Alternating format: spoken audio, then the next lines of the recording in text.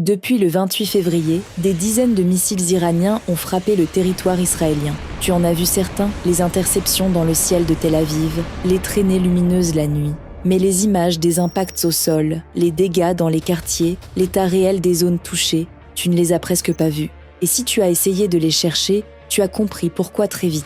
Le 3 mars 2026, Erin Burnett, présentatrice CNN, filme en direct depuis Tel Aviv. Elle lève les yeux vers le ciel nocturne. Elle voit des intercepteurs qui décollent au-dessus de sa tête. Et elle dit à l'antenne qu'elle les voit mais qu'elle ne peut pas les montrer. As we're talking, I will just say, and we're not going to show this live because we don't show this live, but I do see interceptors going up from where I can say, we're not showing you that because we're not going to show, the Israeli government does not allow us or want us to show where that may have come up, that interceptor. Parce que le gouvernement israélien l'interdit. Ce moment dit tout ce qu'il y a à comprendre sur les images de cette guerre.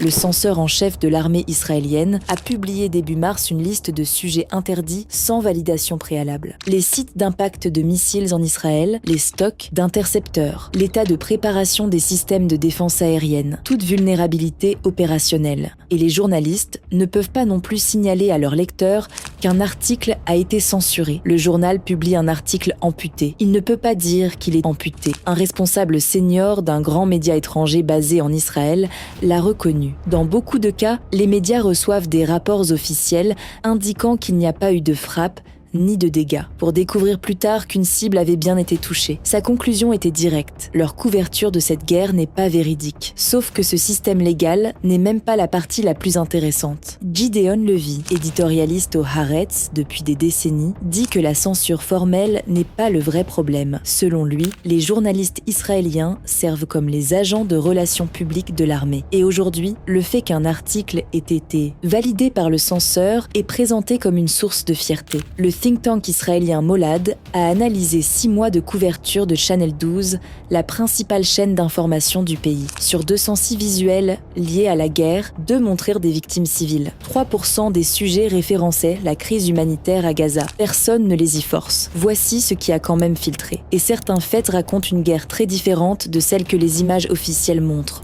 Le 1er mars, Beit Shemesh, 29 km à l'ouest de Jérusalem. Un missile iranien frappe la synagogue et les immeubles voisins. 9 civils morts. Les sirènes n'avaient été pas sonnées à temps. Aucune explication officielle. Mais il y a un autre type de frappe dans cette guerre, beaucoup moins couvert, dont les effets sont fondamentalement différents d'une explosion localisée. Le 9 mars, Yehoud, banlieue, et de Tel Aviv. 2 ouvriers travaillent sur un chantier. Un missile iranien arrive. Il ne fait pas un seul impact. Il libère des dizaines de sous-munitions qui se dispersent sur un rayon de 13 km. Les 2 ouvriers sont tués par des éclats. Ce même missile frappe simultanément Bat Yam, Holon et Or Yehuda le 18 mars. Ramat Gan, un couple de septuagénaires sort de son appartement pour rejoindre l'abri. Une sous-munition frappe leur immeuble. Ils sont retrouvés juste devant la porte de leur pièce sécurisée. Ils n'ont pas eu le temps. Au 10e jour de la guerre, le commandement israélien du front intérieur a confirmé que la moitié des missiles iraniens transportaient désormais des ogives à sous-munitions. Au 1er avril,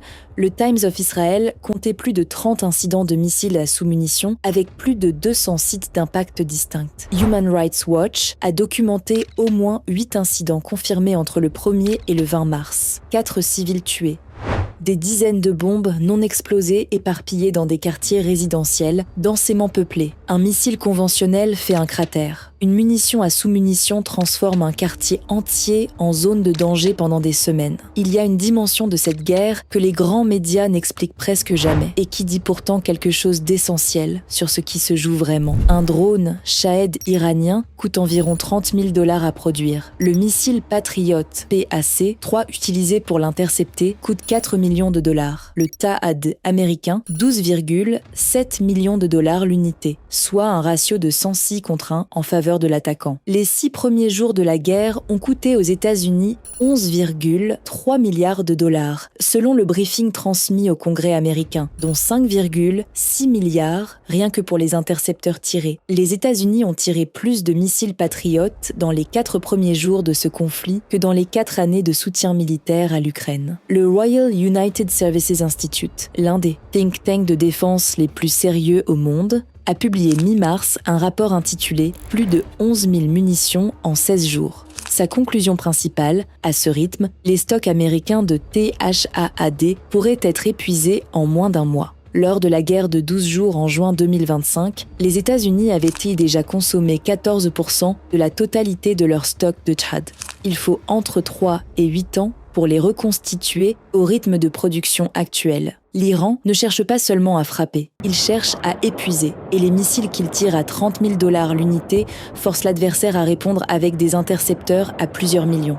Il existe quelque chose que le bureau du censeur militaire ne peut pas contrôler, Planet Labs, Maxar Technologies, des entreprises impro américaines dont les satellites survolent Tel Aviv plusieurs fois par jour, indépendamment de toute autorisation israélienne. Ces images existent, ce qu'elles montrent des quartiers nord-est et sud de « La ville n'est pas dans le domaine public, mais l'orbite terrestre n'est pas dans la juridiction du censeur ».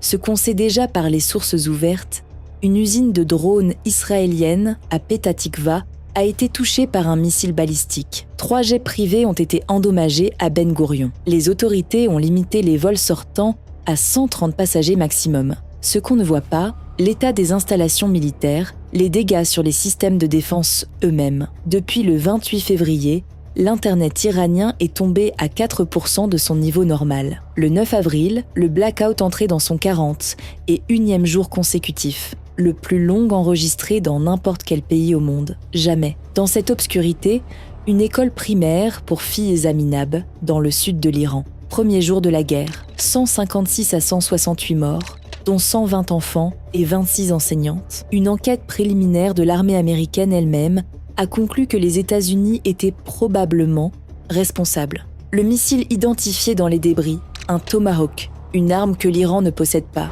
AFP n'a pas pu se rendre sur place. L'agence travaille à partir d'interviews de réfugiés qui ont quitté le pays, documentées par CNN, le New York Times, Human Rights Watch, quasi absent des couvertures télévisées grand public. Depuis début mars, un message circule massivement sur les réseaux.